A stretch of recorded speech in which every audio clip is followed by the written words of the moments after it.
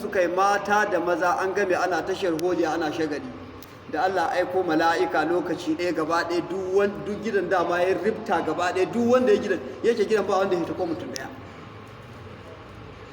To mi ka game almar'u mata alama asha alai, duk abin da kan rayu kana aikata wannan abin to in mutuwa ka ta zo shi zai dawo maka. In ka rayu kai banda ashare banda mugayen kalamai banda alfasha sai rantse babu abin da kan rayu da shi kan rayu kana ta yi a rayuwarka to Allah kiyaye mutuwa ka ta zo shi zai ta dawo ma fa.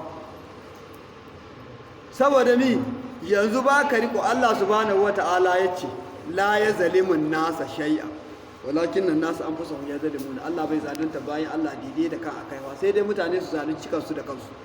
Ka rayu kana ta ambatan Allah mutuwar ka ta zo kalmar nan da kaka ta faɗi ta Allah ya ƙwace maka ita, wannan zalunci ne. Ta'alallahu an zalika uluwan kabira.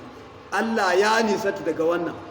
Shugaba ma Allah ya ce mai shugaba sayyidina rasulullahi manzo Allah hashahu an yi hurimal raji muharimahu, wanda zai zo inda shugaba na neman alfarma Allah tsari annabi bai ma alfarma ba, ka zo kana neman bara inda Muhammadu rasulullahi baka samu ba.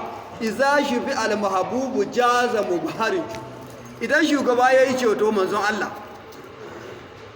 jabu wanda ba komai ba shi ma zai shiga ceton Muhammadu rasulullahi.